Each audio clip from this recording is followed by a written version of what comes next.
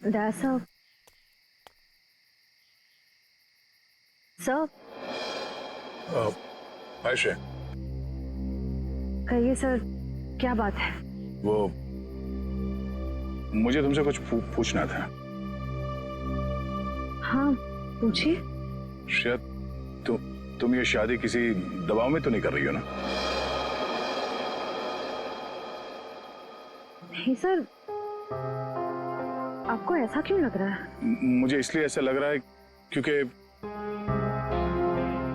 तुम्हारे सारे फैसले, तुम्हारी बातें मुझे तुम्हारे नहीं लग रहे हैं। ऐसा लगता है कोई जबरदस्ती तुमसे। नहीं सर, ऐसा कुछ भी नहीं है। शायद तुम मुझे बताना नहीं चाहती हो तो ये अलग बात है, पर कुछ तो है जो तुम्हें मजबूर कर रही है शादी करने के लिए। और मैं तुम्हारे हर फैसले की इज्जत करता हूं। बस मैं ये जानना चाहता था कि तुम ये शादी अपने खुशी से कर रही हो, ना कि किसी के दबाव में आके। एक दोस्त होने का इतना हक तो बनता है मेरा, इसलिए पूछा। कोई बात नहीं, तुम खुश हो तो मैं खुश हूं।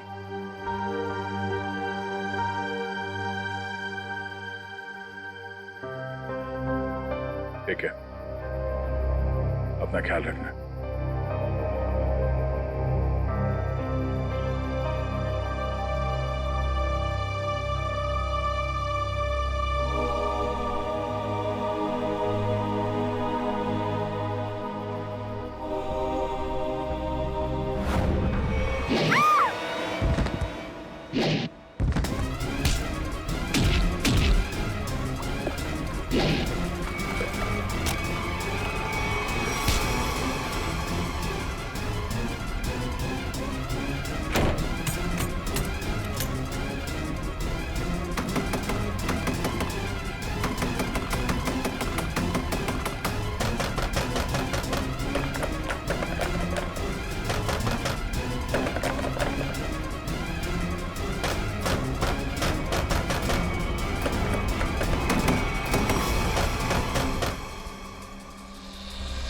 नहीं सर, मैं उसका चेहरा नहीं देख पाई।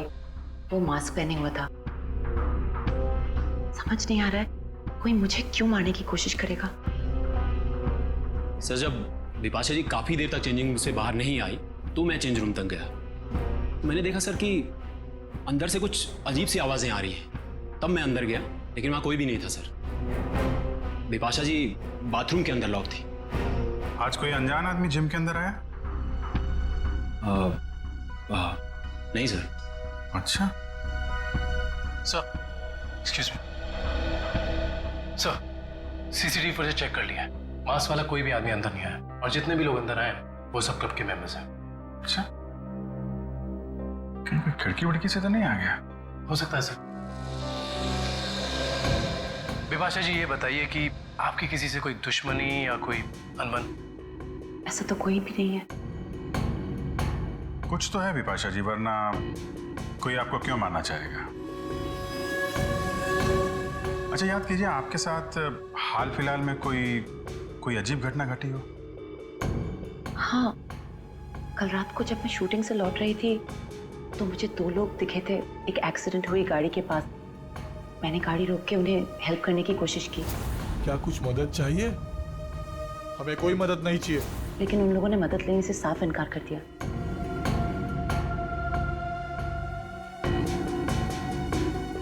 आपको उनमें कुछ अजीब लगा? हाँ, एक के कंधे पे चोट लगी हुई थी और खून बह रहा था। और उन लोगों का बिहेवियर बहुत ही स्ट्रेंज था, जैसे कि वो कुछ छुपाने की कोशिश कर रहे थे। और हाँ, डिक्की के पास कुछ लगा हुआ था, शायद खून। खून?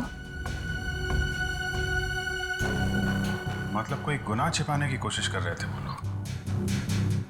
उन्होंने आपको देख लिया और उन्हें लगा कि आप गवाह बन सकती हैं, इसलिए आपके पीछे पड़े हुए हैं वो लोग। वो दोनों दिखने में कैसे थे? बहुत रात हो चुकी थी और वहाँ ज़्यादा देर रुकना मुझे ठीक नहीं लगा। मैं ठीक तरह से आपको बता नहीं पाऊंगी कि वो लोग कैसे दिखने में थे। ठीक है, अब हम आपके पास एक स्केच आर्टिस्ट भेज देंगे। आपको जो कुछ भी याद है एक रफ स्केच बनवा दीजिएगा उसका। जी।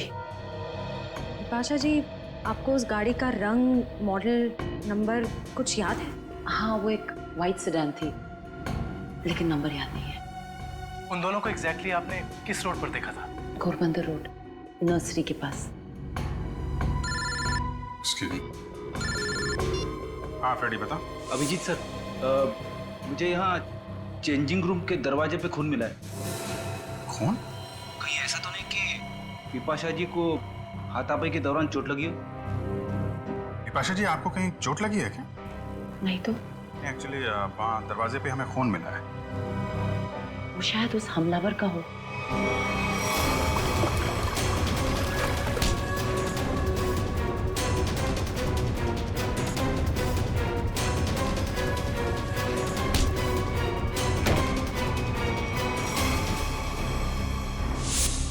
फ्रेडी, उस खून का सैंपल ले लो और फॉरेंसिक भेज दो। वो खून शायद उस हमलावर का ही है।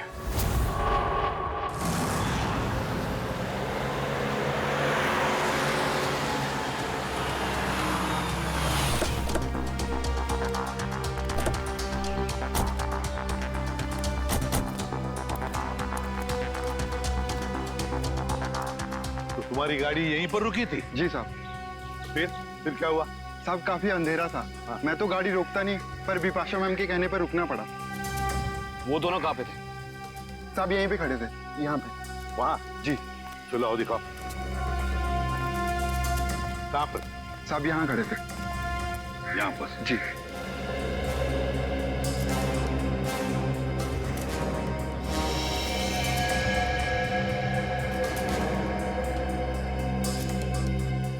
इंजन में लगता है सर, लगता है गाड़ी खराब थी। गाड़ी खराब थी क्या? जी सर। तो फिर उन लोगों ने गाड़ी किसी भी तरह से यहाँ से हटाई हो, लेकर गए होंगे वो। सर, ये रास्ता काफी सुनसान लगता है।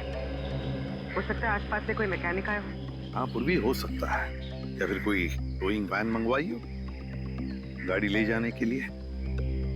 एक काम करो, पता लगाओ आसपास कोई गैराज या फिर ऑटोमोबाइल मैकेनिक या फिर टोइंग वैन वाला है क्या।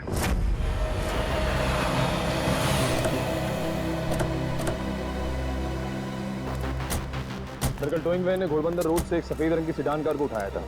कहाँ है गाड़ी? सर ये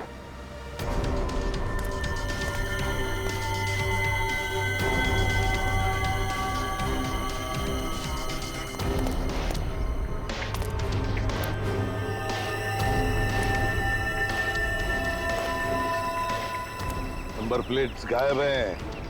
काम करो, तुम और पूर्वी गाड़ी को अंदर से बाहर से अच्छी तरह से चेक करो। एक बात बताओ, टोइंग वाले के साथ और भी कोई आया था? एक आदमी था सर। वो आदमी दिखने में कैसा था?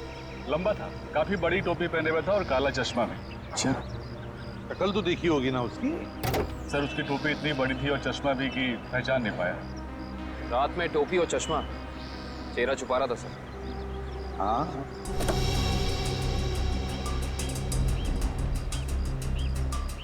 एक बात बताओ, ये गाड़ी जब स्क्रैप करने के लिए तुम्हारे पास आती है तो उसके पेपर्स वगैरह चेक किए थे तुमने?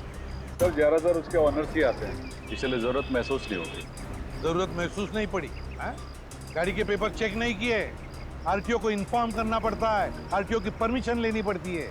ये सब कुछ भी नहीं किया तुमने। इस तरह से काम करते हो तुम? गलती हो गई। गलती नहीं, जुर्म किया है तूने, समझे? Sorry sir. सॉरी सर, गलती हो गई। सर सर गाड़ी में पेपर नहीं है और केसी नंबर भी बुरज के निकाल दिया गया है। ये लो, पेपर्स नहीं, केसी नंबर नहीं। सर, हाँ पूर्वी? सर अंदर ये टिश्यू पेपर मिला है, इस पर किसी होटल का नाम लिखा है, hotel green palace.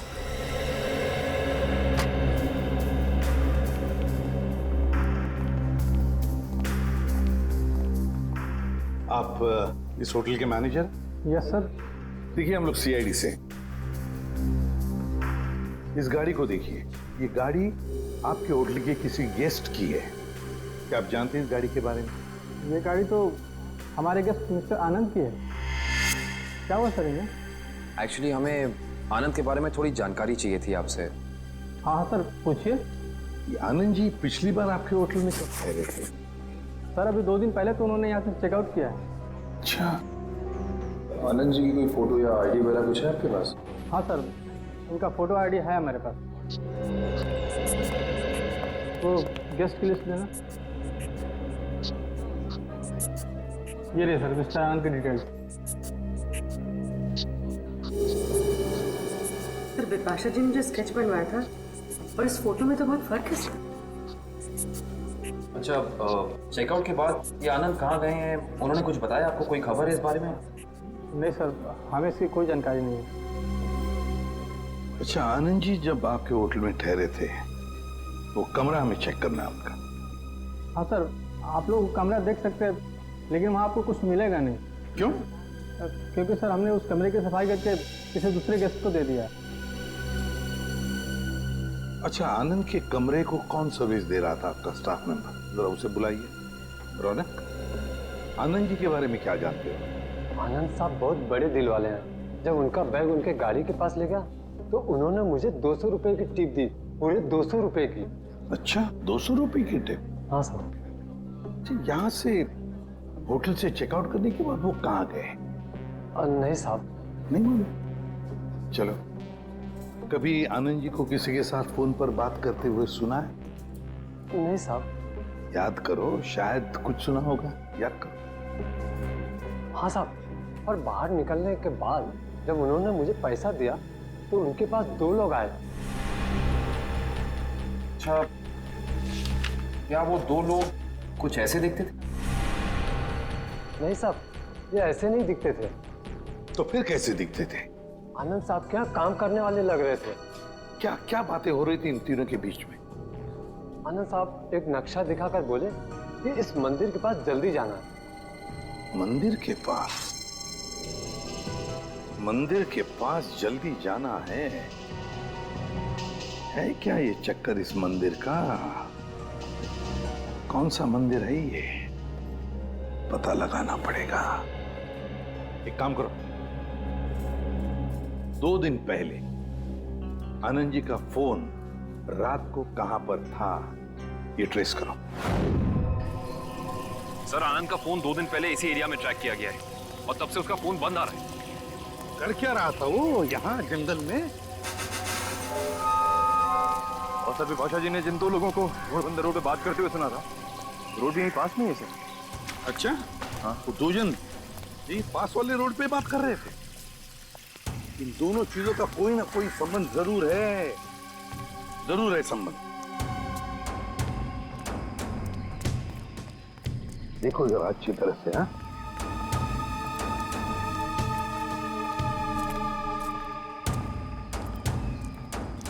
Sir, Aniket, यहाँ मिट्टी जमीन से काफी नरम और मुलायम है। हाँ,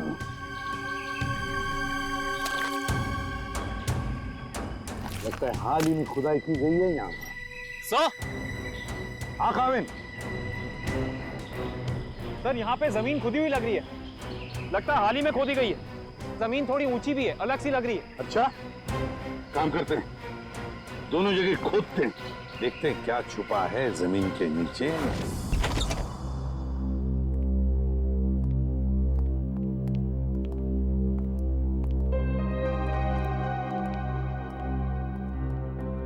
अरे वाह सर, आनंद का घर काफी अमीर आदमी का लग रहा है।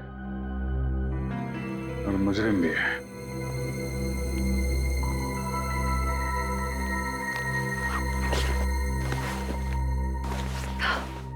अंदर से शायद आवाज आ रही है।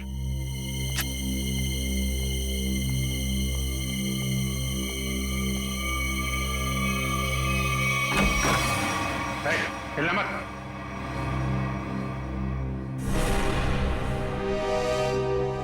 कौन हो तुम? आनंद कहाँ है? मुझे नहीं मालूम। चोरी करने आए? मैं चोर नहीं, पुलिस वाला हूं। मेरा आईडी कार्ड।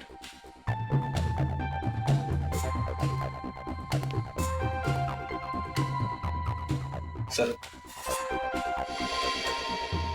इंस्पेक्टर विशाल जी, आप लोग कौन हैं? सीआईडी मुंबई। सर, तो इंस्पेक्टर विशाल यहाँ क्या करने आए थे? क्या चल रहा है यहाँ पे?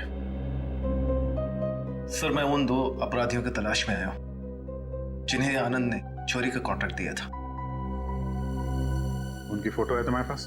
नहीं सर, वो दोनों अपना भेष बदलकर अलग अलग शहरों में लूटपाट और खून खराबा करते हैं। कुछ मिला आपको यहाँ पे?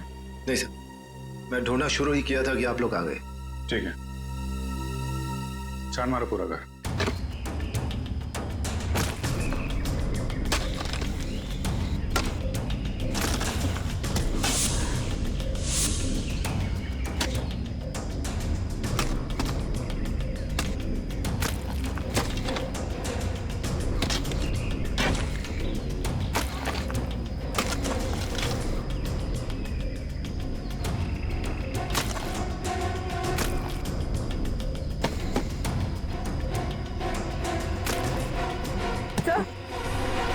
सर हाथ।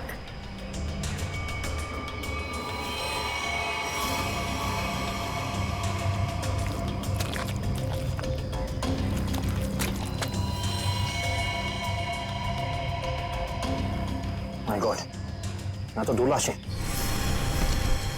सर, सब जगह देख लिया, कुछ नहीं मिला। हाँ सर, ऐसा लगता है जैसे आनंद ने अपने पीछे कुछ छोड़ा ही नहीं है। कमाल है।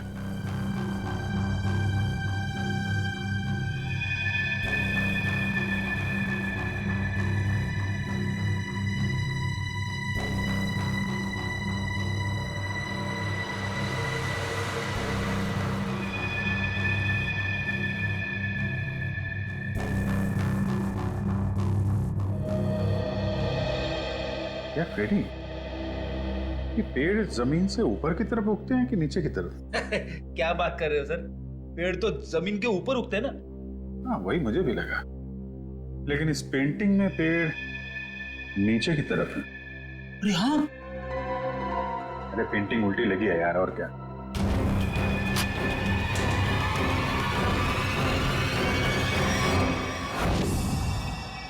ये देखिए, पैराडाइज आर्ट गैलरी का ब्लूप्रिंट। ये सब आर्टिफैक्ट्स की फोटोग्राफ है।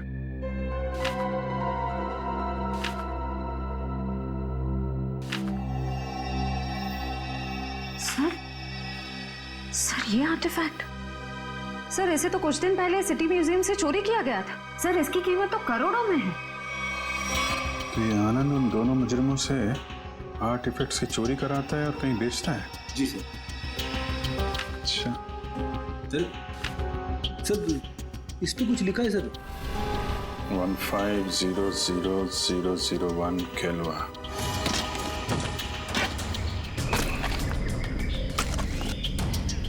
एक मिनट रुक जा।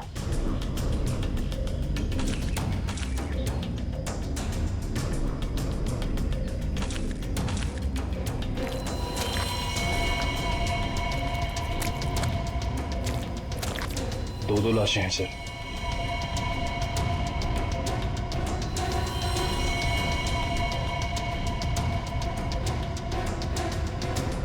ये तो आनंद है।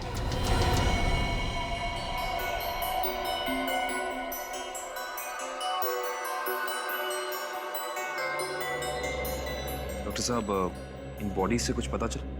हाँ काविन, इन 3 लोगों को तो गोली से मारा गया, लेकिन ये चौथा, ये आनंद, इसकी कहानी कुछ अलग है। हाँ सर, इसके तो चेहरे और सर पे चोट के निशान थे।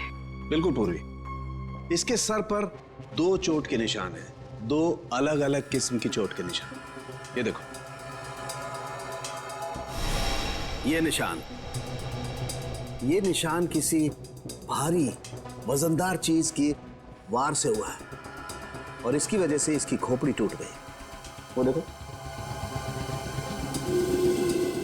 और ये जो दूसरा घाव जो इसके सर के अंदर तक हुआ है, वो किसी नुकीली चीज से किया गया है, शायद किसी कुल्हाड़ी से। इसका मतलब आनंद के सर पे 2 अलग अलग हथियारों से वार किया गया है। राइट श्रेया, 2 अलग अलग हथियारों से वार एक ही वक्त पे इसका मतलब हो सकता है वार करने वाले भी दो अलग अलग लोग हों। सर एक बात समझ में नहीं आ रही है, अगर खूनी इन तीनों को गोली से मार सकता था तो आनंद को, सर आनंद को इस तरह मारने की वजह टॉर्चर तो नहीं है? इसका मतलब एक बात तो तय है सर कि आनंद की इन दोनों हमलावरों से कोई गहरी दुश्मनी होगी, वरना कोई किसी को इतना दर्द देकर क्यों मारेगा इतनी बेरहमी से? सर उस बेल बॉय ने इन दो आदमियों को पहचान लिया था, ये आनंद के साथ ही थे। और ये चौथा आदमी शायद इन लोगों से मिलने जंगल में गया था किसी काम से। और इतना ही नहीं सर, उन्होंने आनंद को मारा और उसकी गाड़ी भी लेके भाग गए। अच्छा, जिम के चेंजिंग रूम में जो खून मिला था उससे कुछ पता चला? नहीं काविन, वो सैंपल्स हमारे रिकॉर्ड में किसी से मैच नहीं होते। लेकिन बिपाशा को जिस आदमी ने मारा था, जिसने हमला किया था, उसे एक खास किस्म की बीमारी है जो हमारे देश में बहुत कम गिने चुने लोगों को होती है। कौन सी बीमारी सर? इस बीमारी का नाम है वाइटलाइटिस। सर इस बीमारी में क्या होता है? इस बीमारी में इंसान की मसल्स में एक अजीब किस्म का डिसऑर्डर पैदा हो जाता है। उसकी मसल्स लूज पड़ने लगती है, कहीं भी किसी भी जगह अचानक उसकी मसल्स में झटका आना शुरू हो जाता है। और इस बीमारी को पूरी तरह ठीक करने का इलाज अभी तक डेवलप नहीं हुआ है। लेकिन इस बीमारी के असर को कम करने का इलाज जरूर है, और वो इलाज हमारे शहर में सिर्फ 2 अस्पतालों में होता है। फिर तो इन दोनों हॉस्पिटल्स में जाकर चेक करना पड़ेगा। हो ना हो ये हमलावर वहां अपना इलाज कराने जरूर आता होगा। सर ये भुवन नाम का आदमी सिटी हॉस्पिटल में विटालिसिस का इलाज करवा रहा है, और जैसा कि बिपाशा ने बताया था कि हमला करने वाले की कदकाठी कैसी है, इसकी कदकाठी भी बिल्कुल वैसी है। और सबसे खास बात, पैसे की कमी होने के कारण कुछ महीने पहले अपने इलाज रुकवा दिया था इसने, लेकिन अचानक पता नहीं कहां से पैसा आ गया कि फिर इलाज शुरू कर दिया। किसी ने फोन को पैसे दिए थे बिपाशा पर हमला करने के।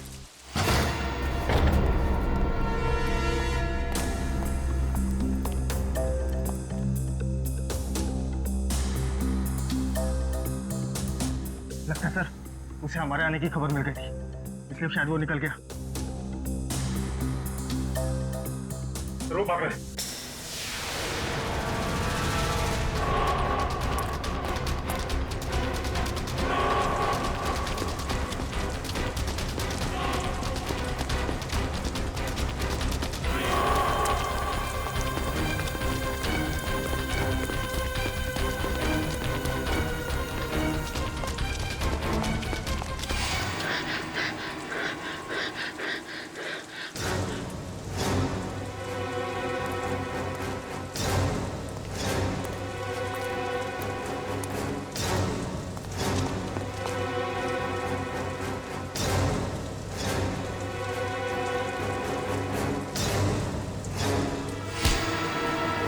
सब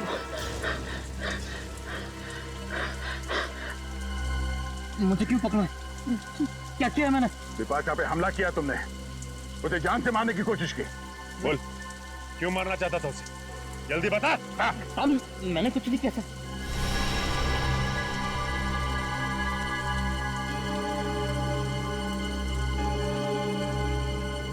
बताता हूँ साहब, बताता हूँ। बता। साहब मुझे पैसों की बहुत जरूरत थी, उन दोनों ने मुझे कहा बिपाशा पर हमला करने के लिए। साहब इस वक्त वो दोनों कहाँ मिलेंगे? मुझे कुछ नहीं मालूम साहब, कहाँ रहते हैं, कैसे दिखते हैं, कुछ नहीं पता साहब मुझे उनके बारे में। इनके लिए काम करता है, उनके बारे में कुछ नहीं जानता तू? सच कह रहा हूं साहब, 2 बार वो मुझसे मिले और दोनों बार उनके चेहरे ढके हुए थे साहब, छिपा के रखे हुए थे उन्होंने। तो ऐसे बच नहीं सकता है। उसका नाम, फोन नंबर या पता कुछ तो बताना पड़ेगा, वरना हम तेरी क्या हालत करेंगे ये सोच भी नहीं सकता। समझा? सामने सच कह रहा हूं साहब। बता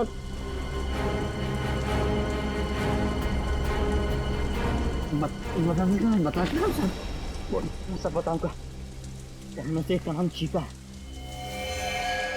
चीका? और बता। पिछली बार जब वो लोग मिले थे साहब, तो दोनों बात कर रहे थे कि अब बच्चों तक पैसे कैसे भेजें। बच्चों के पास पैसा? भला ये मुजरिम बच्चों के पास पैसा ले जाने की टेंशन क्यों लेंगे सर? सर ये किन बच्चों की बात कर रहे थे दोनों? मतलब इनके जान पहचान वाले या वो स्कूल के बच्चे? ये किसी अनाथ आश्रम के बच्चे हैं। अनाथ आश्रम?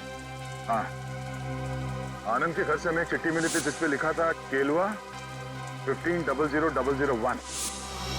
केलवा ऑर्फनेज, शहर का सबसे बड़ा अनाथ आश्रम। लेकिन सर ऐसे मुजरिमों का किसी अनाथ आश्रम से क्या लेने देना? इस केलवे अनाथ आश्रम से क्या संबंध है ये तो वहां जाने के बाद ही पता चलेगा। मुजरिम? इंस्पेक्टर दया, ये मासूम बच्चों का अनाथ आश्रम है, यहाँ पे कोई मुजरिम नहीं रहते हैं। माफ कीजिएगा मैम, एक केस की जांच ने हमें यहाँ तक लाया है। हम सिर्फ ये जानना चाहते हैं कि आपके इस ऑर्फनेज में ये चीका कौन है? चीका? हाँ, एक बच्चा रहता था यहाँ पे, चीका नाम का। लेकिन 10 साल हो गए उसको ये अनाथ आश्रम छोड़कर गए हुए। अच्छा, 10 साल पहले आश्रम छोड़कर चला गया था? जी। अच्छा, इस चीका के बारे में और कुछ बता सकती हैं आप हमें? जी हाँ, उसका नाम मोहन था, बहुत ही प्यारा बच्चा था और हम सब उसको प्यार से चीका बुलाते थे। सबका बहुत ध्यान रखता था, हंसाता था, खिलाता था। लेकिन एक दिन अचानक कहाँ गायब हुआ किसी को कुछ पता ही नहीं चला। आपने उनके गायब होने की रिपोर्ट नहीं लिखवाई? हाँ, लिखाई थी, लेकिन उसका कुछ पता नहीं चला। अब तो वो काफी बड़ा भी हो गया होगा। मेरा दिल नहीं मानता कि वो मुजरिम हो सकता है। अब वो मुजरिम है या नहीं ये तो जांच के बाद ही पता चलेगा। हम ये जानना चाहते हैं कि यहाँ ऑर्फनेज में उसका कोई दोस्त या कोई करीबी है जिसके संपर्क में है वो अभी भी? हाँ, उसका एक दोस्त था, शेखर, लेकिन वो भी कुछ महीने बाद अनाथ आश्रम छोड़कर चला गया और एक चिट्ठी लिखकर रख गया था जिसमें लिखा था कि मुझे ढूंढने की कोशिश ना की जाए। सर, हो सकता है ये शेखर ही मोहन का पार्टनर, मेरा मतलब है चीका का पार्टनर। अच्छा, चीका और शेखर का कुछ सामान है यहाँ पे? और चीका का बैग? हाँ।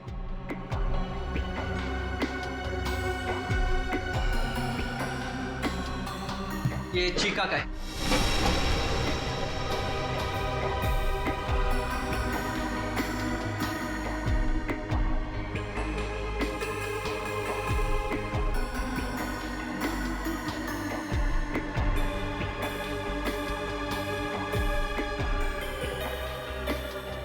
सर, इसमें कपड़े और खिलौने के अलावा कुछ नहीं मिला। हाँ सर, इनमें तो ऐसा कुछ भी नहीं है जिससे शेखर और मोहन के बारे में पता चल सके।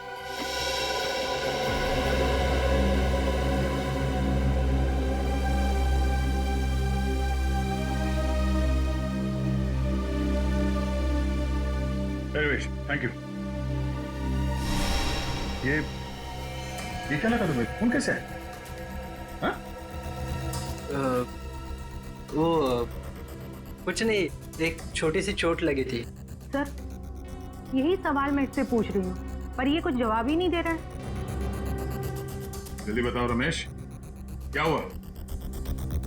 कुछ नहीं सर, वो बस ऐसे छोटी सी चोट लग गई थी। सर, 2 दिन पहले जब ये रात को बाहर से आया था तो इसके हाथ से खून बह रहा था, पर इसने कुछ जवाब नहीं दिया। सर, बिपाशा जी ने 2 दिन पहले रात को जिस आदमी को देखा था उसके हाथ पे भी चोट का निशान था। हाँ सर, ये केलवा अनाथ आश्रम और इसके हाथ पे लगी चोट, ये कोई इत्तेफाक नहीं हो सकता।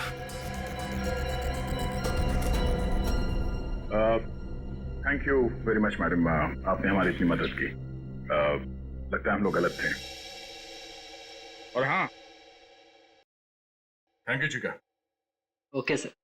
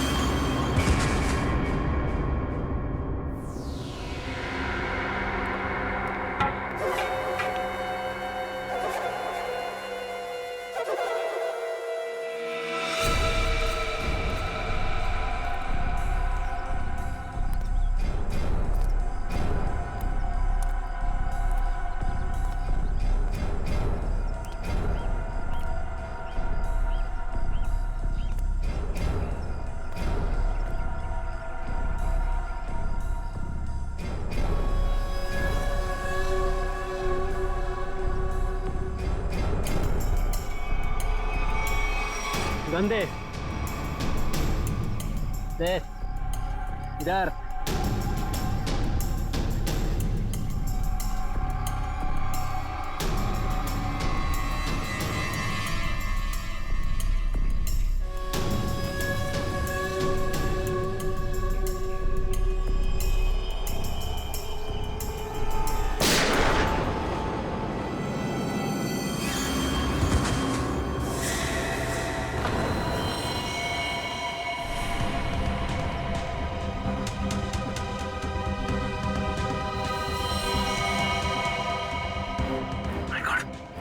ये तो मर चुका है सर।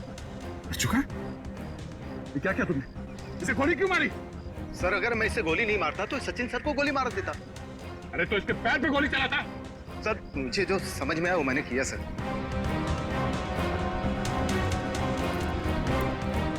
सर ये मोहन तो चला गया, अब कैसे पता चलेगा कि शेखर कौन है और कहाँ है इसका पार्टनर?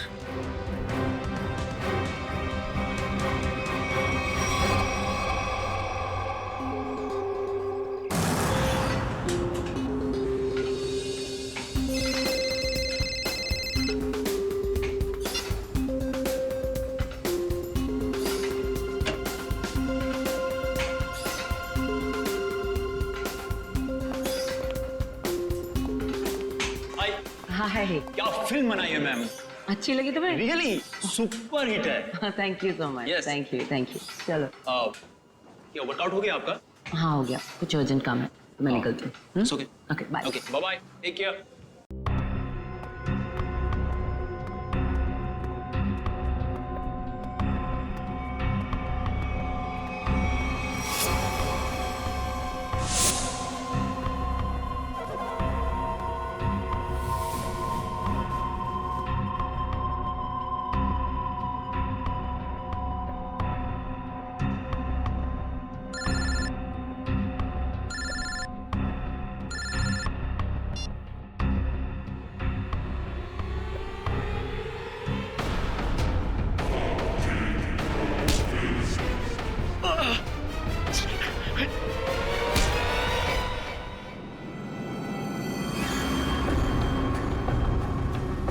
क्यों मारना चाहता तू विपाशा को? तू सर अगर मैंने उसे नहीं मारा तो सर वो लोग मुझे मार देंगे सर। ये देखिए सर, ये देखिए सर।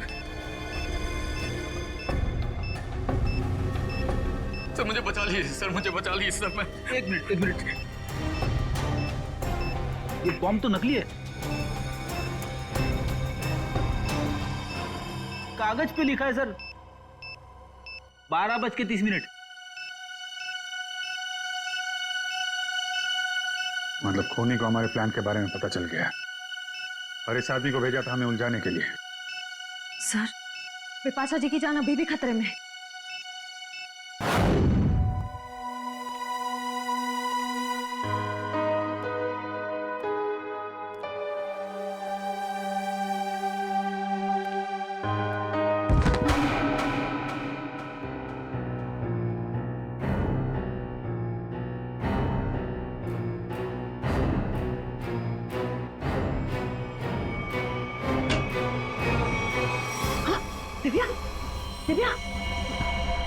दिव्या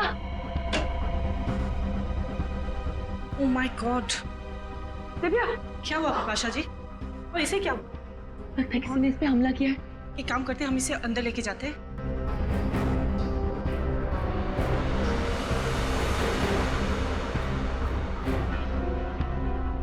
मैं सीआईडी को फोन करती हूँ।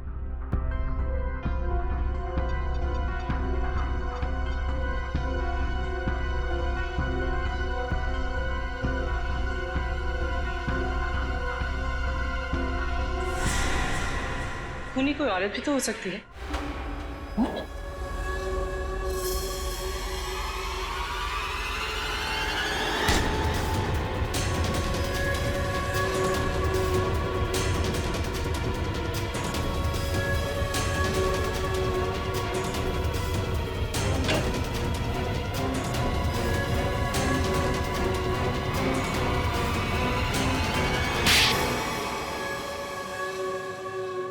थैंक यू, आप लोगों ने मेरी जान बचा ली।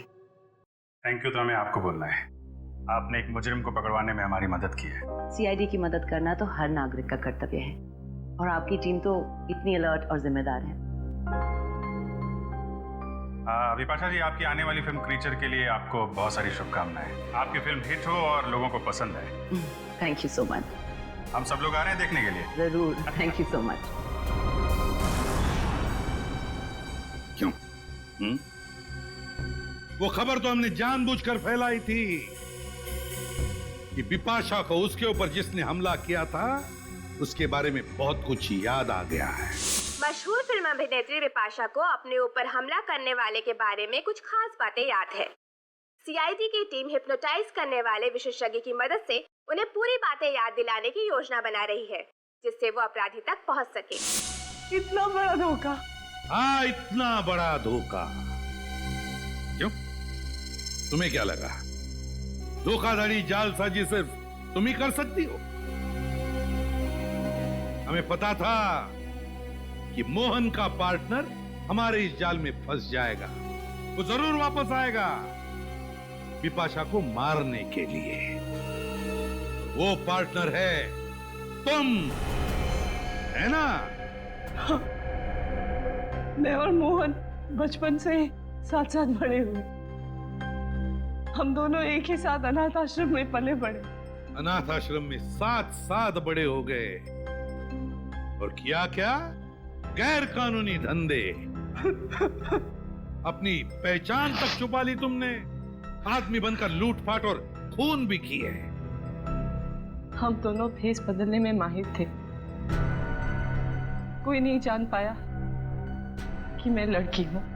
और फिर तुम दोनों ने आनंद और उसके साथियों को मारकर उनके पैसे और आर्टिफैक्ट्स चुरा लिए, और बड़ी आसानी से उन आर्टिफैक्ट्स की डील प्लान कर ली। हाँ, वो आर्टिफैक्ट्स हमने चुराए थे आनंद के लिए। उसके बदले में उसने हमें आधे पैसे दिए, और बाकी के आधे पैसे वो अनाथ आश्रम में देने वाला था, लेकिन वो मुकर गया। तो तुमने उसे मार दिया, आनंद को भी और उसके साथियों को भी। हाँ। लूटना, लोगों की जानें लेना, 4-4 खून किए तुमने। ये सब कुछ तो तुम्हारे लिए खेल बन गया था, है ना? तो अब जेल की सलाखों के पीछे खेल खेलते बैठना, दिन गिनने का, फांसी का ऑर्डर आने तक।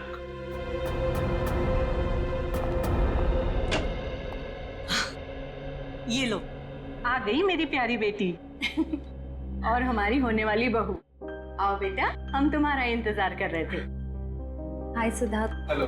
नमस्ते आंटी जी। अरे बेटी, भला कोई ऐसे नमस्ते करता है अपने होने वाली सास को? जाओ, पैर छूकर उनके आशीर्वाद ले लो, जाओ। अरे अरे, ठीक है बेटा, तुम अभी भी ड्यूटी से आई हो ना, थक गई होगी।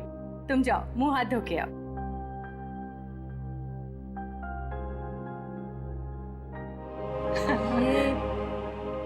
ये सब हमने तुम्हारी और सिद्धार्थ की सगाई का दिन तय कर दिया है।